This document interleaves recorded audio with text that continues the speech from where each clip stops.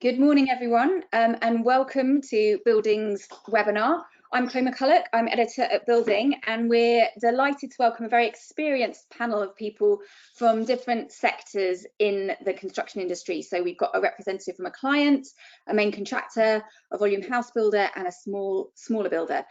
And they can all speak from experience about site safety and mitigating risks associated with COVID-19. So let me introduce them. We've got Chris Carr, Joint Managing Director of Carr & Carr. We have Jenny Daly, Group Operations Director at Taylor Wimpey. Steve Hales, Director of Business Services and HSW at Tideway. And we have John James, Regional Director at ISG. So welcome everybody. It's lovely to have you here. Right, so a bit of background. This is our third webinar, which we've put together with the help of the Construction Leadership Council. Early on in lockdown, we spoke to two trade bodies about the priorities of their members. Last month, we spoke to members of the CLC COVID-19 task force about its roadmap to recovery and strategic objectives for the industry. But today's conversation is much more practical. It's about what's happening on site now. It's about what's changed, what may change in the future as well. And I think the general feedback through the CLC is that many firms have adapted very well to the new safety regimes. And in fact, the construction industry is kind of held up as a bit of an example to other sectors of the economy as to how to remobilize, how to get back to work. But I think it's fair to say that no one is claiming that they've got all the answers, or indeed that they are back up to full productivity yet. So, where we were thinking with this webinar is that this is a brilliant opportunity to share experiences of best practice for companies to talk to each other, to find out what they're doing, to apply lessons, you know, to share lessons that have been learned. So that's really the spirit of this conversation. And we really want the audience, you to post your questions, your observations over the next hour. So, you know, really don't hold back. Tell us what's on your mind, what you're experiencing, what you think needs to change, or any success stories that you've had as well. So, you know, that will all be very interesting. And I will do my very best to feed some of that into the conversation. So the basic format of today is that I'll go round the panel, give them each a chance to, you know, provide a bit of background about their company, the challenges that they faced, and I do also, I know people on the panel wanted me to stress that they are speaking on behalf of their companies rather than the CLC. So it's their viewpoints and their company's perspectives. So we've got two presentations, which I will attempt to do through my desktop and share my screen. And then we will open out the discussion to a more sort of generalized Q&A. So I hope that works for everybody. I very unfairly have put Chris first because alphabetically he comes first. So Chris, if you want to start with just some opening remarks. Thanks, Chloe. Yeah, I'm Chris Carr, a micro housing developer from North East Lincolnshire. It's a family business, been going about 115 years. What we're talking about today, I mean, this sickness and risk, it's not specific to the construction industry, and it's affecting everybody from the beauticians to the bricklayers. But I do believe our employees and subcontractors must take a large chunk of the responsibility to stay safe. It's not always about what safety precautions we put in place as employers. It's about listening and insisting our workforce adhere to them. If we were to put our employees into a boiler room with asbestos and tell them to remove it, they'd insist on the highest PPE levels, risk assessments, method statements. We're trying to drill home that that's the sort of risk we're taking now with COVID. So we need to get in the right mindset as if working with a real dangerous substance. But this has become bigger than safe working procedures now, and it's become a complete lifestyle change. It was interesting this morning, the Construction Leadership Council released another paper on safe working in homes for the smaller builders who are doing conversion work and extensions and refits. And it's an interesting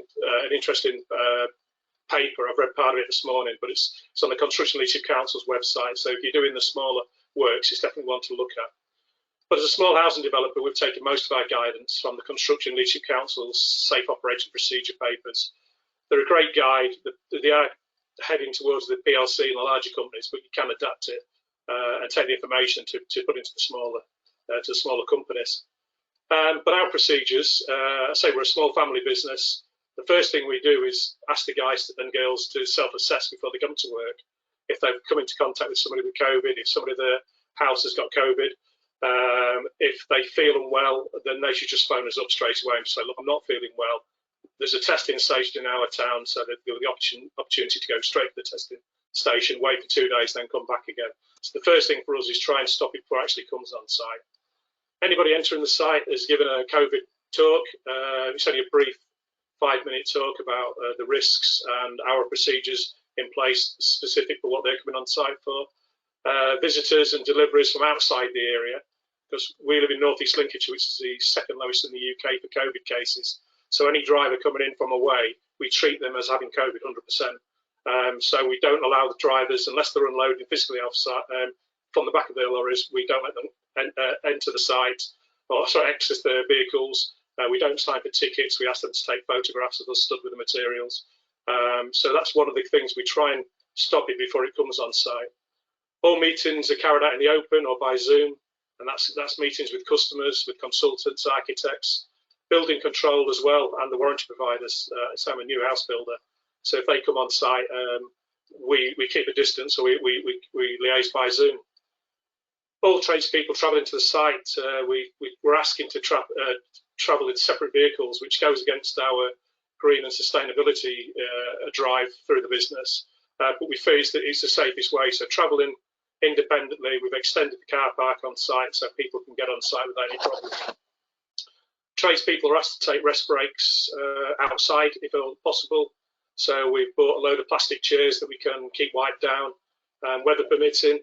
And then if it's really bad weather, they can go into the huts go into the canteen in different stages. Or most of them are actually using the vehicles they travel to work in, so they're using that as more of an area for eating and having their lunches. We've issued all of our tradespeople with COVID bags, which are just small bags with sanitisers, hand wipes, masks, copy of our COVID guidance, and we keep them stocked up. So the same again, going back to the responsibility of the existing trades and subcontractors. We're putting a lot of the emphasis on they have to look after themselves. We're putting everything in place to protect them, but they've got to. This is a big, this has got to be self-contained.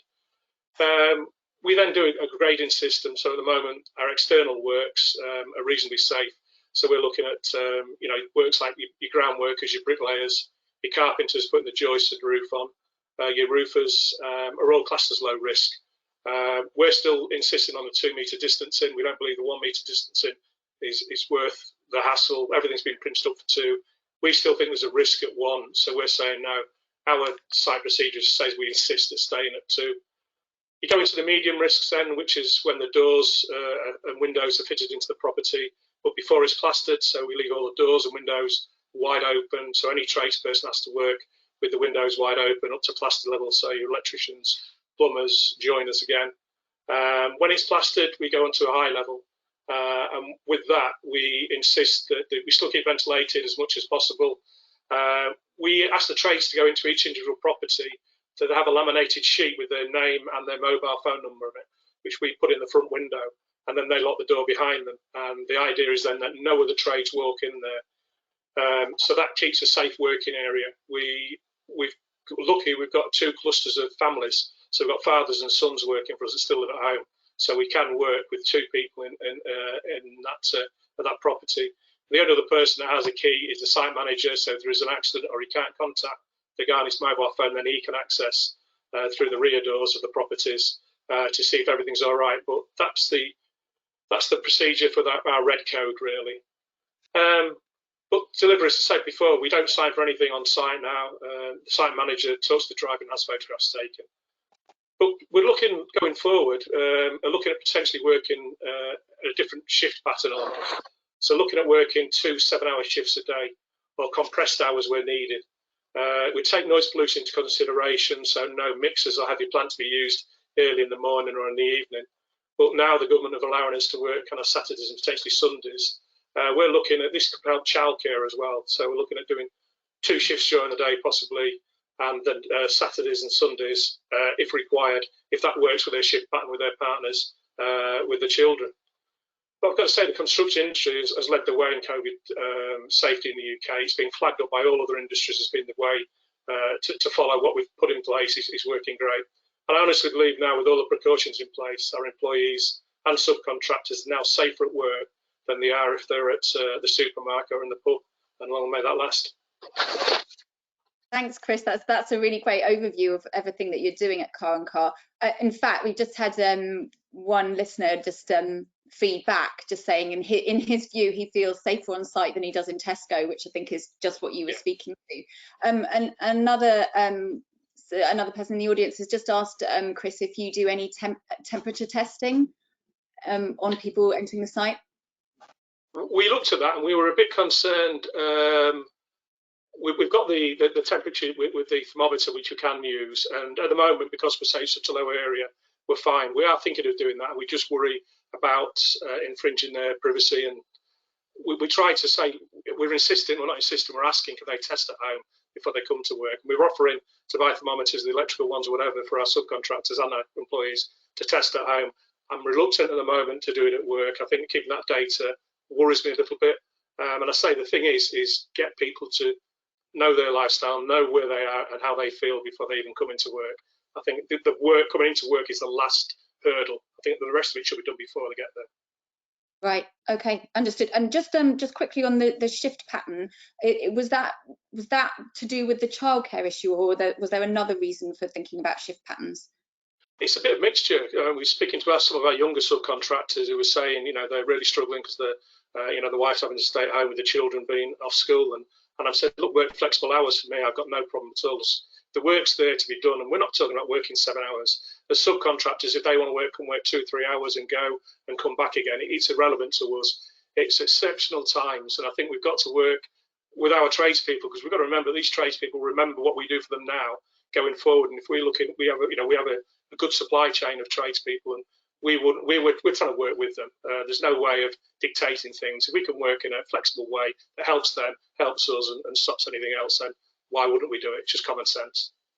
Right. Okay. Well, that's great overview, and I can see more questions are coming in, but we will try and wrap some of that up once we've got through other members of the panel. So I'm going to go over to Jenny. Jenny, you might want to start talking, and I'm going to find your presentation. So forgive me, audience, as I just change around on my desktop. Hold on a second, but Jenny, you go for it.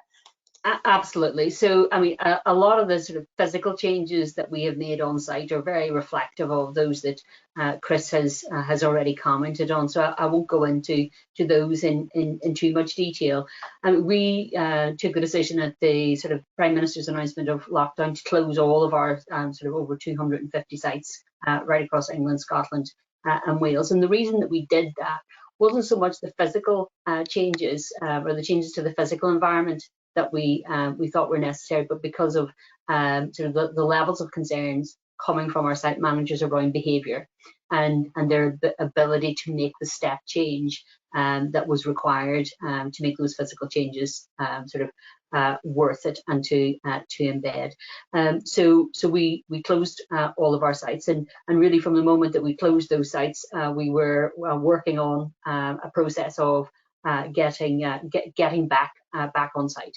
And so the CLC's safe operating procedure documents that started to be issued very quickly became an important sort of foundation of those considerations. But as a developer across a very diverse range of sites, everything from high density sort of central urban sites right out to the more suburban sort of 2-story development. It was important for us to achieve policies and procedures that were going to be sustainable and implementable on a consistent basis. And that sustainable word became really very important in our discussions internally, that this isn't a flash in the pan. It's not going to be for just a very short period of time, that we needed sort of policy procedures and behaviours that became embedded and were capable of sustaining over the long term and whether or not there was either a local lockdown, which is we're now experiencing in Leicester, or a regression on a national basis, and that became the main sort of overriding objective. As we moved towards reopening, communication and driving the behavioural changes that we felt were necessary was really very important. So we went for a remobilisation that was on a phased basis, and we believed that gave us the smoothest transition from lockdown for our teams. We decided to adopt the phased approach for a couple of reasons, which were very complementary. They give our site teams a really strong context to wind up activities. So the first couple of weeks, they had absolute control of the sites, and we only then gradually introduced trades. But there was also a more practical reason. A significant amount of the supply chain had closed down, particularly around componentry, and we needed to allow their remobilisation plans to fold into our own, and there were a particular number of sort of categories of concern. So this slide that's up now is the plan that we worked on in the following slide. This is how Taylor Wimpey drove the remobilisation actions. The sort of T-3 was very much about getting our own board from PLC right down to the local regional boards entirely sort of bought into the procedures. And we kept those procedures live, and they continue to be living documents, and they're constantly being improved and modified. At this point, I'm pleased to say relatively minor changes, but to allow practice to continue to inform the improvement. On a cross-disciplinary basis, you'll see here sort of reference to commercial directors. Chris mentioned how important it is to not only sort of change the behaviours and introduce procedures that meet our requirements for our teams, but with the significant number of visiting trades, subcontractors and suppliers, and the need to communicate quite strongly with our supply chain and what our expectations were. And there was a significant amount of sort of communication and stakeholder management, both internally and externally, through this 3-week process. As I said, my belief is that it's behaviours that will keep us safe. The physical environment, particularly for construction-oriented businesses, is one of the simplest things for us to change. It's a challenge for other sectors, but we've got really innovative guys who can manage their physical environment extremely well. But changing the mindset of people coming to site and getting a common understanding of the importance of keeping each other safe was a big issue. And so the CEO and I undertook a number of sort of workshops and engagement calls with our site managers to test and trial our thinking and to hear their feedback, and first and foremost understand that they were comfortable with the intent to go back to site. Although our underlying message has been and continues to be, if you don't feel safe on site, then we don't expect you to return to site. So through the lockdown process, we had weekly calls with our subcontractors and our suppliers, talking to them as our protocols and our plan emerged to ensure that we were engaging with their health and safety advisors within their businesses and understood where their protocols we're moving. So we can move on to the next slide. Chloe, thank you. So the remobilisation for us then looked like a 5-week process of gradual build-up on site, starting first of all in the first 2 weeks with allowing our site teams really with a very small support from ground workers. Chris mentioned the travel limitations. And we found that we had to create larger car parks, that we had to change some of our site formats to allow a sort of one way, widen some of our walkways. Our welfare, particularly needed attention, and some of our teams have created effectively external kitchens. We've got pop-up hand washes and changing sort of drying rooms and and toilets and other areas. So we effectively allowed our teams 2 weeks in order to achieve that.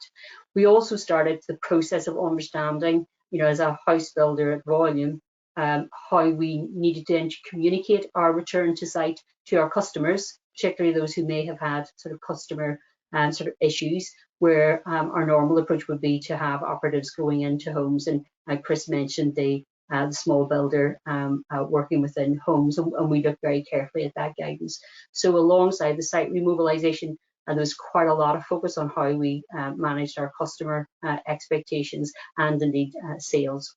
And you can see there, as we rolled up the build work to get to superstructure, we had timed that as to our estimates of when key materials and componentry like mortar and plasterboards were coming on board. And we can move to the last slide now, Chloe. So for us, the behaviours were the hardest and the most important things for us to change, and we put a lot of our communication for our teams around that. This slide's a bit messy, I'm afraid. We gathered and created across a range of health and safety, production, technical, commercial, customer service and procurement, a range of protocols and checklists, risk assessments and authorization letters, which we then shared with SMEs via the HBF once we had announced our return to site. We also shared them with MHCLG and BES and Homes England to further cascade those down into small businesses. It's been a really useful exercise, although under pressure for our teams in cross-functional liaison. But probably one of the most important documents is literally just a page, and it's a code of conduct. And it is our promise as Taylor Wimpey. It's short and simple. It effectively tells our trades and our suppliers what they can expect when they come to a Taylor Wimpey site, which is that we will keep them safe. And it also sets out what we expect from them when they come to site, which is that they will operate within the spirit of the environment that we have provided for them, and that they will deliver a commitment to us that they will keep both themselves and our site team safe. It's been extremely well received. It's been universally signed up to. It has given our site managers a sense of control within their sites that is extremely different to the lack of control that they felt they had at the start of the process. So thank you, Chloe. Thanks very much, Jenny. I think that really paints a picture of what a journey it's been, because I know that there were, high anxiety levels at the start of this process. So it is good to hear that through all of that work, people are feeling reassured. But we can come back to that, because I know we've got more questions from the audience coming in on a range of topics. What I might do is move on to Steve while I just shift my my desktop things around. So Steve, over to you. Thanks, Chloe. Morning, everyone. I'm Steve Hales. I'm Director of Business Services and Health, Safety and Wellbeing for Tideway. We are a large infrastructure project. If you're not aware, we're creating the new 25-kilometre super sewer beneath the Thames to deal with the millions of cubic meters of sewage that enters the river on an annual basis, and essentially clean up the river for future generations. Like the rest of the construction sector and society in general, we were impacted in, how long ago was it now? March, when we had to bring the vast majority of our sites and our activities to a safe pause. We did continue with 3 or 4 critical safety operations that we couldn't stop immediately, and had to continue with those until we could pause those in a safe manner. But by the time we did come to a pause across all of our sites at the beginning of April, we were already starting to think about how we could emerge from this crisis and what we needed to do to protect our workforce. There were 2 key things that were essential to our success. I say our success, we are the client, and the success of where we're at now is really down to all of our joint ventures and the way in which they've embraced this. The first thing was the guidance from the CLC. I think we are indebted to the task group that created the site operating procedures that gave us a level of consistency to work from and gave us a platform to work from. And I think the key thing thereafter from our joint ventures was workforce engagement. So bringing people back to all of our sites was done entirely with our workforce. Our workforce have worked through the guidance document, from traveling to work, avoiding public transport, driving to work, the controls that could be in place, that they'd like to see in place, all the way through to accessing site, reorganizing the site, the facilities, etc., etc. It was all done hand in hand with our workforce, and they created the controls that we currently have in place. It's been a huge success. Anecdotally, I still haven't managed to get to site myself, because we're only back at probably close to 90% of our population pre-lockdown. And we're obviously restricting the numbers that do go to site so that the site workers can focus on the work in hand. But anecdotally, the information that we're getting back is our workforce are extremely happy. And I know Chris has already mentioned it, that and one of our attendees today, that our workforce seem happier on site and the controls that are in place than they are in the general population, which is fantastic news. It's a constantly evolving picture. We've maintained, despite the change or slight change in guidance, we've maintained the 2 meter rule and continue to follow that. Clearly, there are some activities that we can't manage and maintain 2 meter social distancing, so they are all risk assessed. Indeed, when we did come back to work, every single activity in every single site underwent a detailed readiness review, as with COVID-19 the main discussion point in getting people back to work, to look at all of the controls that needed to be in place before the workforce were happy to return. And again, it's all on a voluntary basis. Nobody's been forced to return to work, and we're absolutely aware of the challenges that some might have with their own health conditions, or vulnerable persons that they're carers for, or indeed simple logistical arrangements of childcare. And we're working very hard to see how we can continue to support everyone through this period of time. We're already working on, as I say, the evolution and what that might look like as it goes forward. I think we are probably thinking this is going to be with us for a while. This way of working is going to be with us for a while. We've already started thinking about a second spike. We've seen news articles recently of local lockdowns. How is that going to impact us? And again, we've got some safety critical operations that we're looking at and saying there are certain times when we can pause and certain times when we can't. And that's all part of the detailed planning that our joint ventures have undertaken as we've gone back to work. I suppose the one thing that we're very conscious of at the moment is there's so much focus on COVID-19 and managing COVID-19 risk, that we've got to make sure that we don't become blinkered and we forget about the general construction risks that are still with us in abundance. And again, I'm delighted to see that this is not the case on our jobs, and our joint ventures are playing a critical role in making sure that is key for our future success. So it is a very, very challenging time, but I'm delighted with the levels of engagement that we have had. Many of the things that Jenny and Chris have already talked about on the specifics are already in place. We're happy to share that and share what our JVs have done. And I'm sure they'd be delighted to give some examples of the innovation that's gone on to try and make this the very safest environment that they have whilst working on Tideway. Thanks so much, Steve. That's a great overview, and I'm sure most of the audience completely knows about the Tideway project, but just for their benefit, just the scale of the project you were talking about, all of your sites were pretty much paused apart from 3 or 4.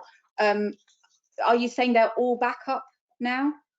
Are they all back up and running? Yes, all of our sites are back up and running. We have 24 sites across London. We have some main tunneling operations, main tunnel boring machines, which were some of the ones that we couldn't pause safely immediately. We had to get them to certain locations to allow us to do that safely. But they're all back up and running, and we're probably close to 90% of the population that was there pre-COVID. Those that can work from home are still continuing to work from home, so our office staff are still working from home, and it's really the critical workers and the hands-on that have to be on site. Probably the reason why we're only at 90% of the population. And just because you are London focused, I know people have talked about London having specific challenges with the transport system. You said obviously workforce engagement is a key part of that, but have you also been working with TfL in terms of like trying to stagger the times that workers come to work and things like that? Yeah, our default position is to avoid using public transport wherever possible. And similar to Chris and Jenny, we have encouraged people to drive to work, and whilst that has the offset of the environmental impact that has, we certainly feel it's better for health.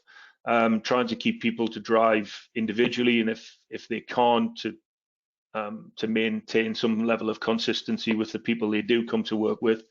We've worked with some of our local stakeholders to give us some areas to allow us to park, and we've been very grateful of having that additional space, because our sites, as you can imagine, in the centre of London are pretty tight footprints, and space is not at a premium.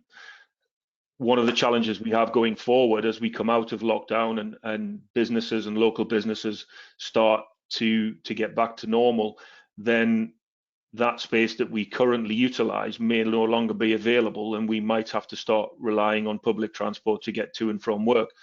And that flexibility has to come in on the change of shift patterns and when people can start work, when they need to start work because of their own personal obligations, but minimising the risk whilst they're using public transport. At the moment, we can minimise it as much as possible by allowing other means, but as we go forward, it'll be staggered start times in accordance with the guidance from the Mayor. Yeah, that sort of points to the problem everyone's once kind of highlighted, is that you can lock down pretty quickly. It's how you come out of it, and that's the really difficult logistical problem as well. Okay, I'm going to move on to John. John has got a presentation where I need to move from a PDF onto online with some exciting innovations that ISG has got. So I'm going to do my best on my tech side to do that. John, if you start speaking, I'll get over to your slides. Okay, thanks, Chloe. And good morning, everybody. My name's John James. I'm the Operational Improvements Director with ISG UK Construction. And it's great to hear Chris, Jenny and Steve there talk about how positive the actions have been. And I think it's fair to say we've moved a great distance in the last 15 weeks since lockdown started. But and it might be easy to forget how difficult it was back in March 2020. And at that time, we were all faced with some very difficult decisions, moral issues, should we actually be in work at all? The health and safety requirements that we had to put in place in order that we could make sure that our staff, our supply chain, the workforce, were all going to be safe as and when we got them back to the cold face. And there were decisions to be made around business continuity, very, very difficult decisions for us all to make. ISG decided that the moral and the safety decisions were the first and biggest priorities.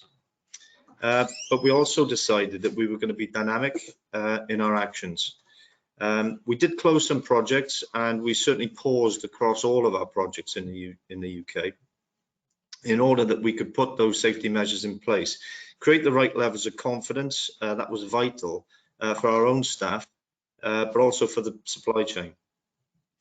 But our aim was to get people back to site and to get back to production as soon as we possibly could, as long as it could be done safely.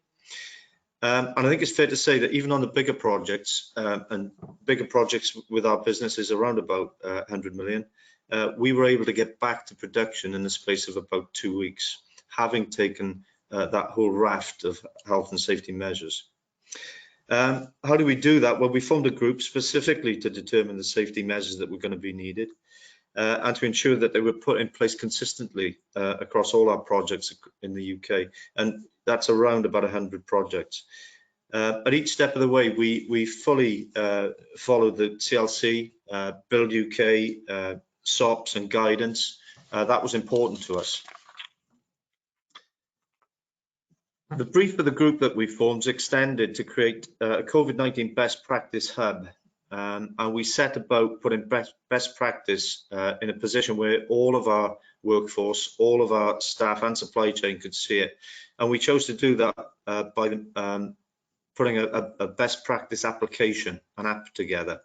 So if you can go to the app, Chloe.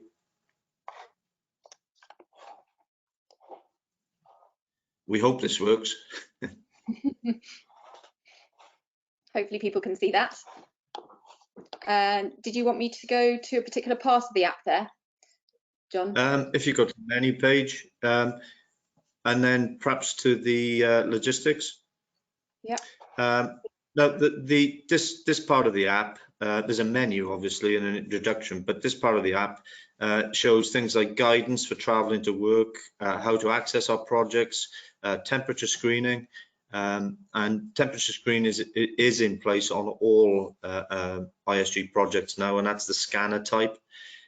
Safe walkways and routes, how to navigate your way around a project. The enormous changes that we've had to make in terms of welfare, that has been a big issue, and I think it will continue to be a big issue for all construction companies across the UK, across the globe. What to do if there's any signs or symptoms, if anybody shows symptoms on site, how you deal with that. Avoiding close working and the all-important social distancing. And we actually put in play, and Jenny, if you can just get to the justification process, which is basically, rather than people work within 2 meters, we set about having a justification process where specific risk assessments were going to be made, and it would result in a permit. And only when that process has been followed were people able to work with the right PPE and the right risk assessment in place inside 2 meters. And alongside that, there's a bit of detail in terms of who you might come in contact with in working within the 2 meters, and that supports the track and trace system that we've also got in place. Sorry, John, if you want to go back I've got the right screen now. Where do you want me to go? I'm sorry. I might not be on the right screen. You can go back to the menu, Chloe, yeah, and just go to any of the activity plans. Go to number 9 if you like. So there's an overall activity plan in the app for every single project, and it's a bespoke action plan for each project. But to support that, there's activity work plans for every trade activity. They're supported by narratives, descriptions, they're supported with photographs, and in many cases there's actually videos, and that helps people understand how they can work safely post-COVID. I think Chloe's put that one. I mean, that's how one of our scaffolding companies, this is a company up in Scotland, in fact, they show how they can erect scaffolding working safely to 2 meter social distancing. And we've got similar videos for mechanical electrical installation, partitioning, joinery, and concrete pours. And just while you're watching a little bit of that, I'd have to say that there are activities that we're now doing safely, maintaining 2 meter social distancing, which 15 weeks ago, everybody was saying, well, it can't be done. But you know, we're in the construction industry, and we're an industry that will move positively towards these challenges, take them on, and we'll find solutions. I think that's okay. But I think, oh, and by the way, this app it's for sharing. Everybody who wants access to it can get access to it from Build UK's website. It's in the best practice part of Build UK. You just click on it and you can navigate it quite easily. There is a feedback page, and we have had feedback, and there's also some guidance and support for mental health. We thought that was a very important thing to include. during these tough times that we've all been through. And just so you know, that's had 10,000 hits so far. It's been used by 5,000 people, and it's used across the globe. We've heard that people are using it in the US, Asia, and the Emirates. Okay, you can go to the next one, please, Chloe. On the back of the COVID-19 best practice app, we actually, because we do a lot of work, ISG are very active in the education sector. We've also produced a COVID-19 guidance schools app, and this is getting coverage now. We actually put it together in conjunction with Vale Glamorgan, but this is now getting traction, and schools and local authorities across the whole of the UK are keen to use this. And anybody who's got specific queries about the schools app, please get in touch with us through Chloe. But basically, it follows the same philosophy as the COVID-19 best practice app in terms of getting to and accessing school, social distancing when at school, importance of cleanliness and hand washing, and what to do if any of the children or staff think that somebody has symptoms. During lockdown, can you go to the next slide? Sorry, Chloe. Thanks. We certainly thought that communication with our supply chain was vital, and that was another priority. So at the beginning of April, we started rolling out our virtual supply chain forums. And initially, these were simply to explain to our supply chain how ISG, how we were responding to COVID-19, how we were meeting the challenges, and defining our strategy for the following weeks and months. But most importantly, I think it was an opportunity for our subcontractors to tell us how they felt, how they were managing those challenges, and what support they needed from us. And they were very candid, they were very honest and open in what they told us. And that was important because we were able to take that feedback and respond to it. We undertook surveys, we looked at the themes and the trends that were coming back in the forums, and we took action based on that. We're now actually into our second phase of forums, and as you can see from the slides there, when we do a bit of looking back, tell people the journey that we've come through. We've shared some of the survey results, and the surveys are important because we asked people, just as an example, we asked people how they felt about putting their workforce to work at the outbreak of the pandemic, as opposed to at the beginning of June when we conducted the survey, how they felt about putting their workforce back to work at that point. And in scoring out the 10, the delta is quite significant. The growth in confidence is really significant. And we shared other aspects of the survey result with the supply chain too. Next slide, Chloe, please. And most importantly, I beg your pardon, move on to the next slide. But we always put the right level of emphasis on health and safety. That was always the priority, and that was a theme that ran through all of our forums. But we picked up on supply chain concern about pipeline continuity of work in the phase 1 forums, and it meant that the phase 2 forums has got emphasis on pipeline and opportunity, and we shared that very openly, and that was for the whole of ISG, but also because the supply chain forums were regional, it was local.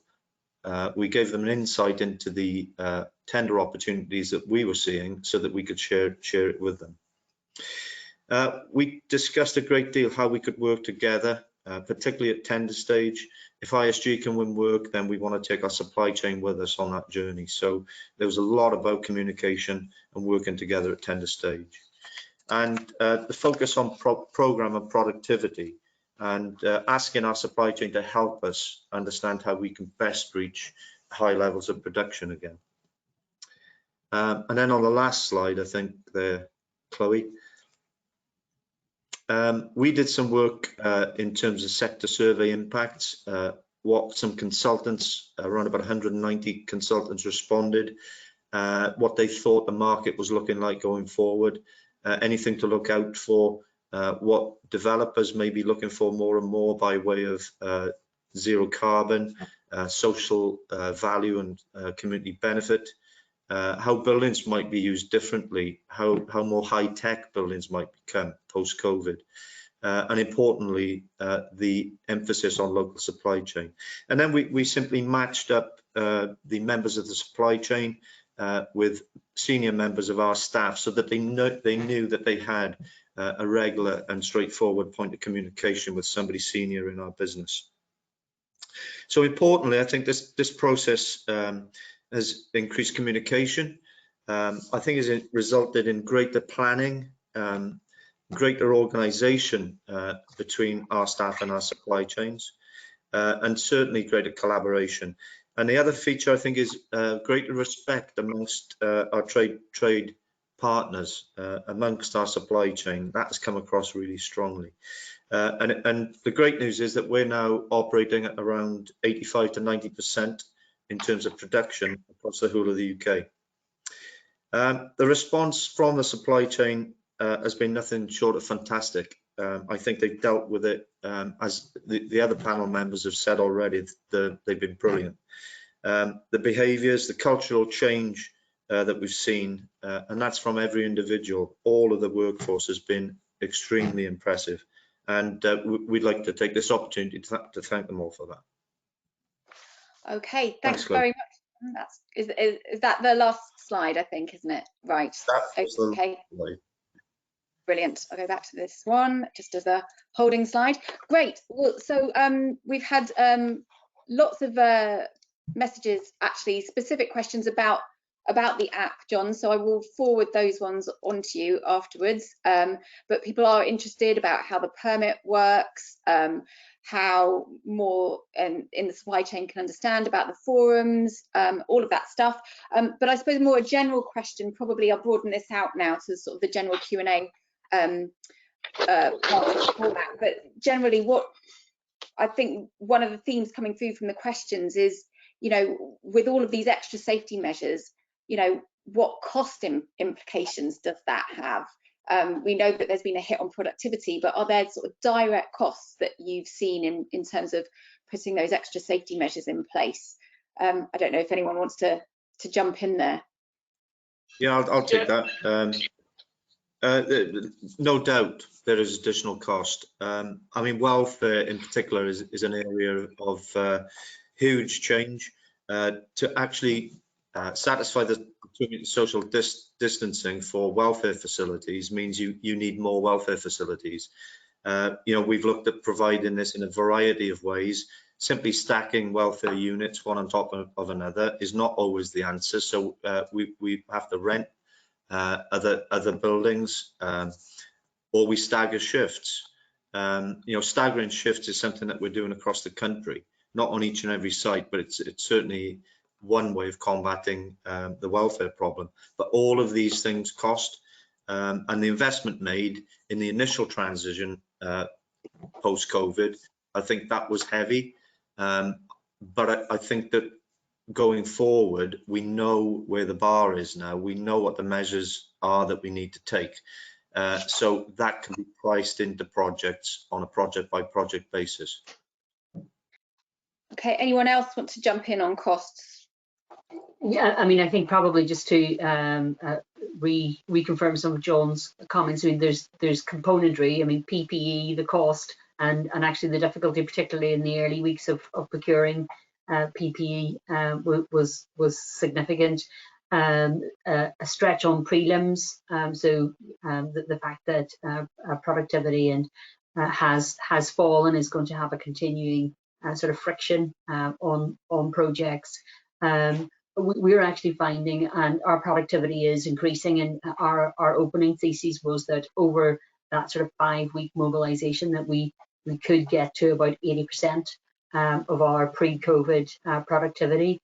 We're making extremely good progress. Some of our businesses and some of our sites are at and above that. There are some that are behind. That for us is a reflection of we're a dynamic business. We've got lots of different sites, particularly if we're at the build out, the very end of build out, where the site's more constrained. It's proving much more burdensome and difficult. But around overall efficiency, what we are finding is that the effectiveness and efficiency of those on-site has actually increased, even with the procedures in place. Chris, you were nodding at that point. Do you think some of this extra cost is going to be absorbed by greater efficiency, or somewhere that cost has got to land, hasn't it? Does it land? Does it get passed down the supply chain? No one client has to pick some of it up. You know, I don't know what you're seeing. Yeah, the costs are increasing, but then you look at what the other ways. What's the cost of the life? And you know, we're not losing 2 or 3 people in this country. We're losing thousands and tens of thousands. And to put something in place, we've got a contractor on site doing, I think, 1.2 million infrastructure, roads, sewers for a new development site. They've overrun. We've said, look, we'll go halves to be on the prelims. You know, it's not your fault. We understand you've worked through it. It's building relationships, but more importantly, it's putting people in a safe place. You wouldn't, you know, if you get, it's just not worth thinking about losing people on site. Some of my contractors work for us for 30, 40 years. It's a different scenario to the other 3 panelists who are big companies. But for ours, it's just a case of, it's not really a cost implication. It's a minor one. We'll share the burden with our subcontractors. It's a longer term future of them, their families, and us as a company. So we just suck it up. That's it. And you don't see, I think that's fair. Sorry, Steve. Do you want to jump in? Sorry, I was just going to agree with Chris's sentiments. You know, this is about the health of our workforce ultimately, and therefore the cost is neither here nor there.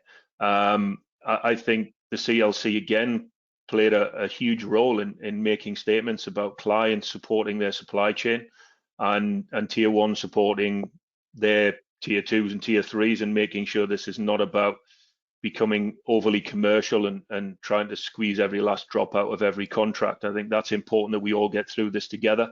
And we have to bear in mind, without these controls in place, there will be no construction work. And many of our organizations will go to the wall. So it might seem like a cost now, but it's all obviously an investment for the future way of working, because this is going to be with us for some time yet.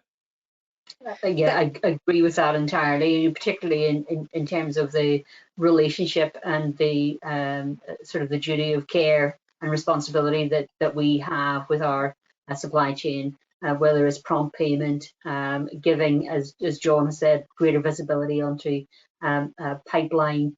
Taylor Wimpey at the very start of lockdown introduced a paid forward scheme for some of our independent trades, because we all need to work together. And you know, it's very much the spirit of the code of conduct for us, which is we're all in this together, and we need to be responsible and respectful sort of together on site.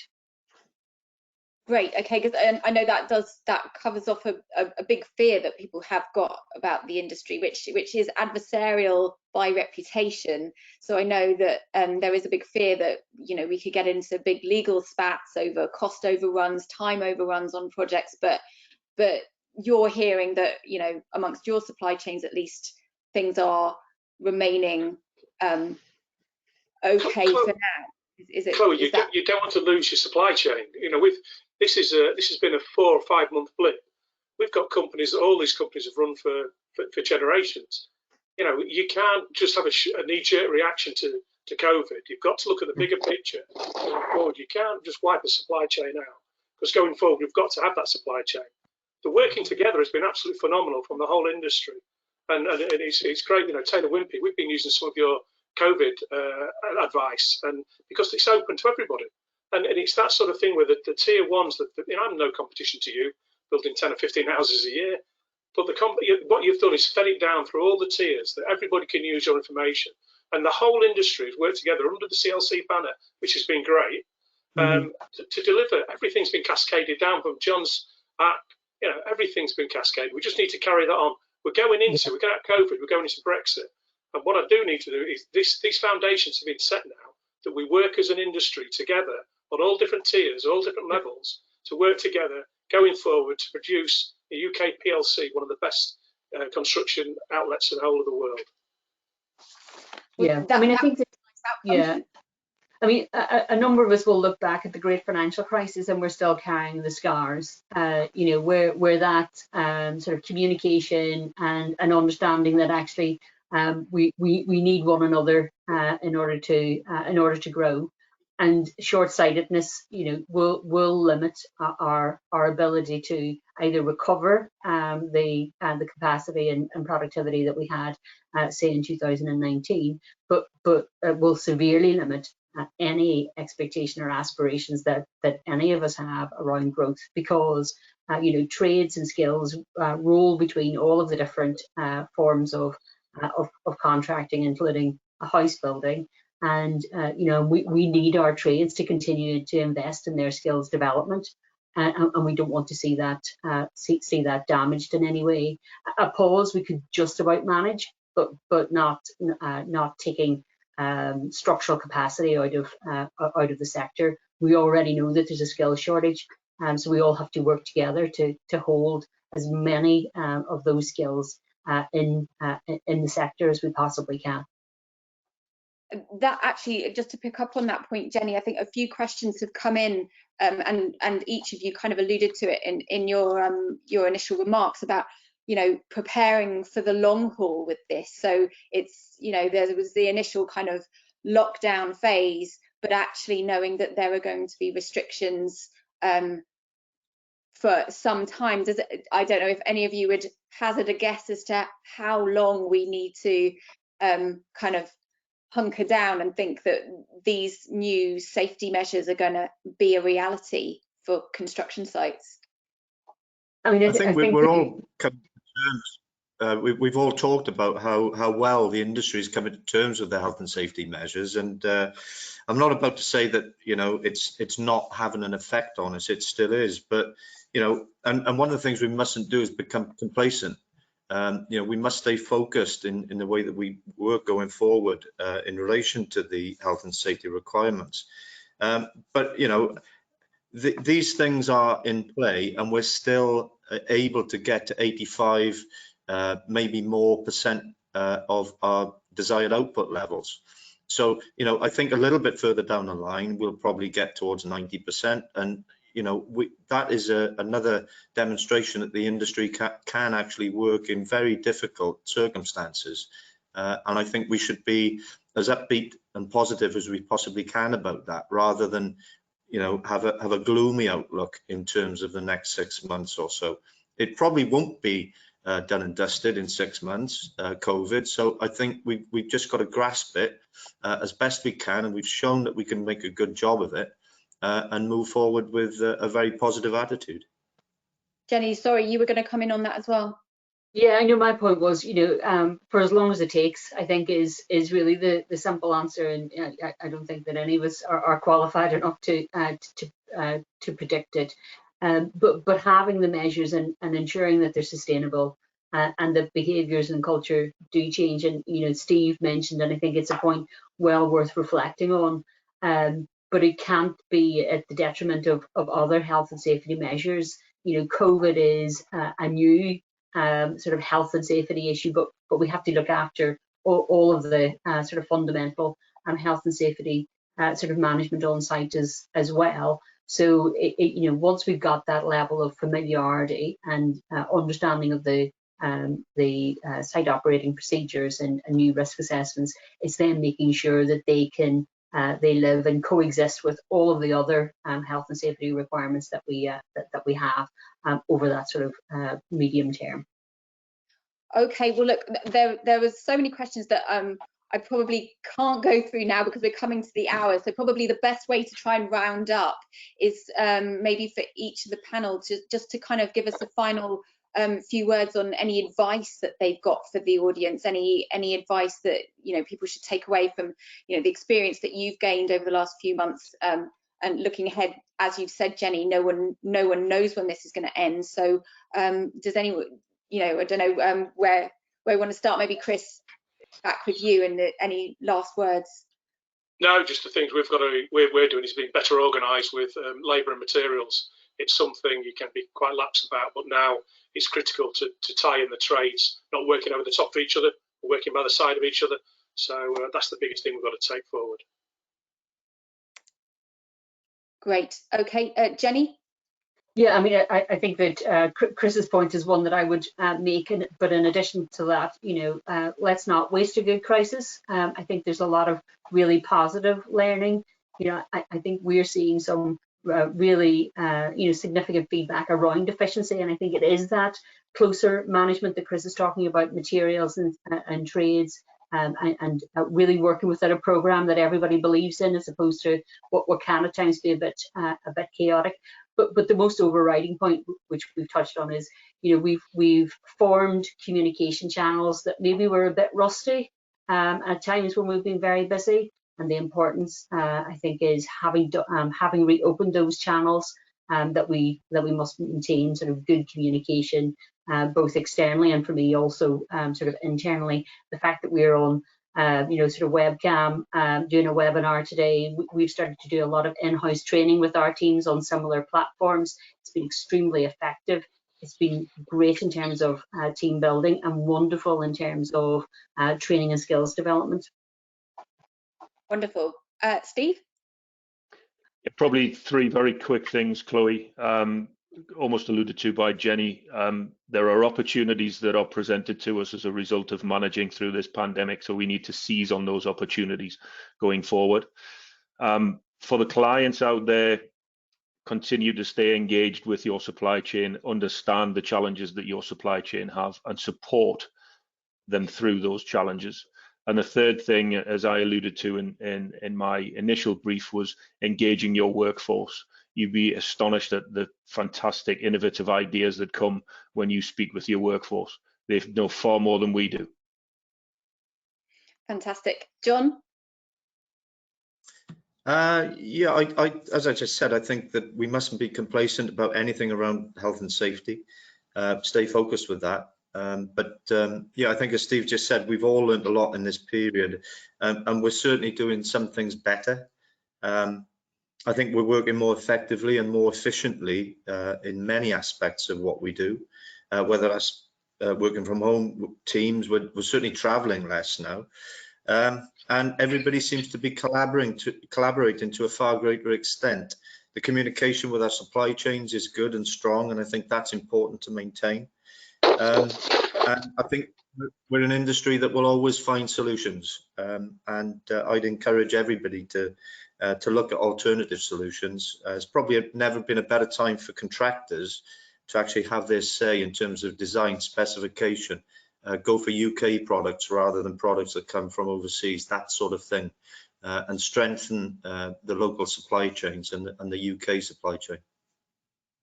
That's a really positive note to end on. I just want to thank John, Chris, Jenny and Steve for your input today. I think it's been really, really interesting to get your first-hand experience. I'll just remind the audience as well that if there was any information in the presentations today or in the discussions today, this webinar will be available on demand, and you can look back. But also I know that John and Jenny said that if there's information that Taylor Wimpey and ISG have got that can be shared throughout the supply chain, do get in touch with them, maybe not them personally, but the organizations, because there are resources that you can share. So it just remains for me to say thanks very much to everybody for attending today. Thanks for the CLC for putting us all together, and I hope it was useful, and maybe we should do a follow-up, because I know we didn't get through half the questions, but we will attempt to follow all of the issues on building. So thanks very much everyone for today, and goodbye.